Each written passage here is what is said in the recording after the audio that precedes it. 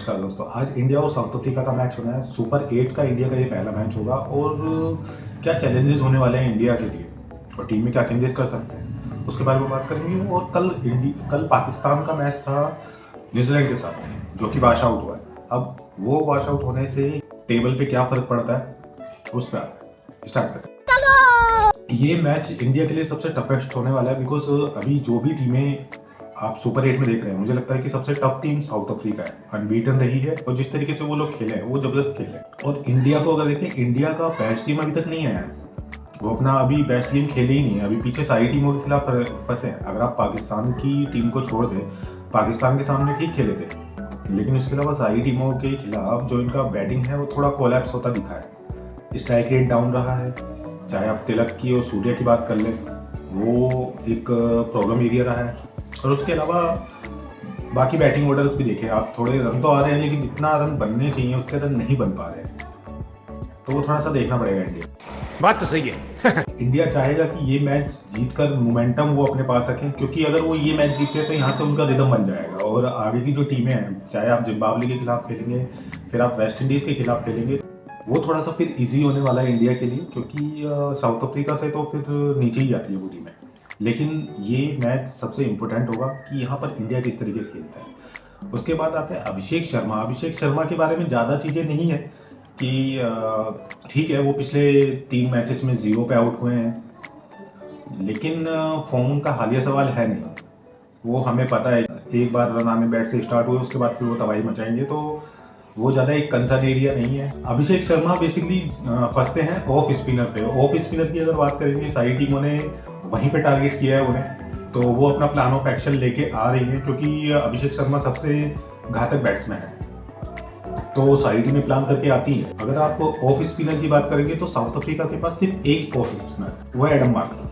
और Adam Markram ने ज़्यादा बॉलिंग की नहीं है। अगर आप ये पिछले के 4 मैचेस उठा के देखें, 4 मैचेस में सिर्फ 2 ओवर किए उन्होंने। एक उन्होंने किया था न्यूजीलैंड के खिलाफ जिसमें 15 रन खाए थे, और दूसरा किया था अफगानिस्तान के खिलाफ, उसमें भी 14 रन खाए थे। तो ज़्यादा बॉलिंग उन्होंने की नहीं है, कॉन्फिडेंस वो है नहीं।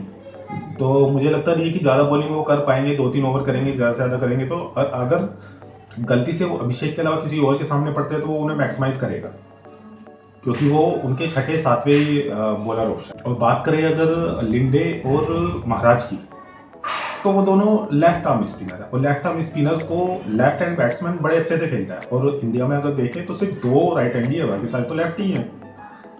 तो वो कोई मुश्किल होने वाली है नहीं। हालांकि ऑफ स्पिनर बड़ा टफ चैलेंज रहा है इंडिया के लिए, क्योंकि पीछे जितने भी मैचेस खेले हैं, किसी भी टीम के ऑफ स्पिनर ने 25 से ज़्यादा रन खर्च करे नहीं है अपने 4 ओवर में, और विकेट्स भी निकाले हैं।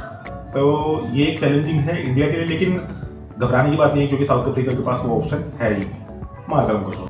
साउथ अफ्रीका इतनी डेंजर क्यों है? क्योंकि एक तो इनकी बैटिंग आप देखो तो बैटिंग डेप्थ इतनी है, 9-10 नंबर तक सब मारते हैं। तोबा तोबा तोबा, थारा मूड खराब कर दिया। ऐसा नहीं है कि सिर्फ मतलब बॉलर है वो सिर्फ बॉलिंग कर रहा है, नहीं भाई साहब, वो बैट से भी रन बना रहे हैं।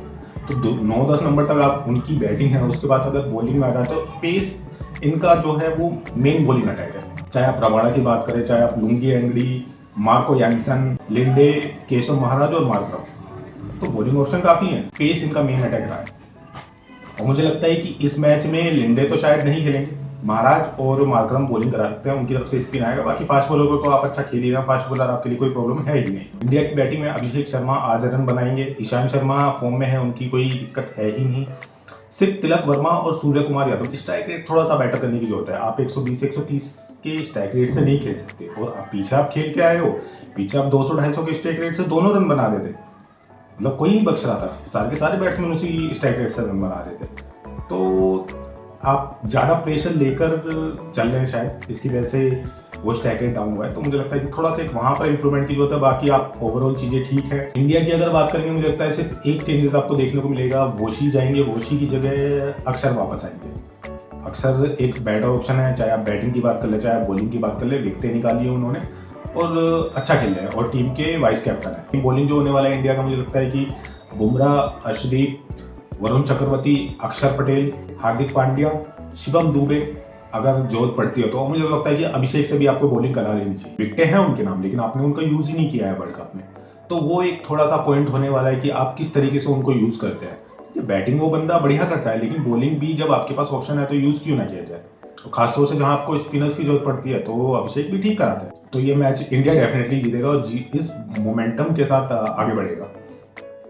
उसके बाद बात करें कल के मैच की। कल का जो मैच था पाकिस्तान और न्यूजीलैंड के बीच में, वो वॉश आउट हो गया है। अब दोनों टीमों को एक एक पॉइंट मिल गया। अब इसमें किसका नुकसान है, किसको फायदा है? मुझे लगता है कि यहाँ पर न्यूजीलैंड का नुकसान हुआ है, क्योंकि न्यूजीलैंड जिस तरीके से खेल रहा था तो पाकिस्तान मुझे लगता नहीं उनके सामने टिक पाता। हालांकि जितने भी स्पेशलिस्ट है उनको लगता है कि पाकिस्तान का नुकसान हुआ है। पाकिस्तान का नुकसान नहीं हुआ है भाई, ठीक है, आप उसी पिच पे कंटिन्यू खेल रहे हैं, वहाँ पर आपके स्पिनर अच्छा काम कर रहे हैं, लेकिन उसके बावजूद मैं मानता हूँ कि न्यूजीलैंड वहाँ पर हावी हो सकती थी और न्यूजीलैंड से वो मौका चला गया। पाकिस्तान की बेवकूफ़ी यहीं पर दिखती है कि पहले आप टॉस जीते, टॉस जीतकर आपने पहले बैटिंग ली है। भाई क्यों? बारिश, आपको पता है बारिश हो रही है, सुबह से बारिश है वहाँ पे और बारिश का माहौल था। उसके बाद फिर आप टॉस जीत के पहले बैटिंग लेते हैं, वो लॉजिक कुछ समझ में नहीं आता है, क्योंकि आगे डीएलएस रूल लग सकता था और डेफिनेटली लगता, वो पूरे ओवर होने ही नहीं थे। तो आपने क्या सोच के पहले बैटिंग ली? क्या बैटिंग आपकी स्ट्रेंथ है? बैटिंग आपकी स्ट्रेंथ है ही नहीं बॉस, आपकी स्ट्रेंथ बॉलिंग है। तो पहले आपको बॉलिंग करनी थी, उसके बाद चेस के लिए जाना था कि अगर ओवर ऊपर नीचे होते तो आपको एक फिक्स टारगेट मिल जाता है कि भाई ठीक है, इतने ओवर में आपको इतने बनाना है, तो वहां पर आप इजी कर सकते थे अपने लिए। लेकिन पहली भी बेवकूफ़ी आपकी वहीं दिखी और अच्छा हुआ वॉश आउट हो गया, वरना आपकी बेइज्जती होने वाली थी। अब आगे होगा क्या इस स्टेज में?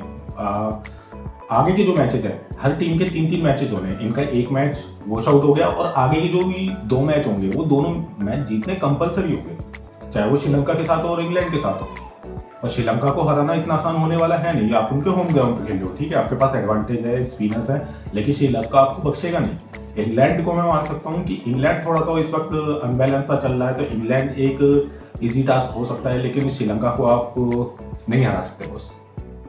और आपको 5 पॉइंट चाहिए और आगे के दोनों मैचेस में एक मैच में भी अगर बारिश हो जाती है तो आप वैसे ही टूर्नामेंट से बाहर हो जाते हैं, और जिसकी पूरी संभावना है। आज का जो मैच होगा, आज का मैच इंग्लैंड और श्रीलंका के बीच में, वहाँ भी बारिश की पूरी संभावना है। श्रीलंका का वेदर थोड़ा ऐसा रहा है और मुझे लगता है कि वो वेन्यू ठीक था ही नहीं उस टाइम पर मैचेस कराने के लिए, और पाकिस्तान गलती से जाकर वहाँ पर फंस गया है।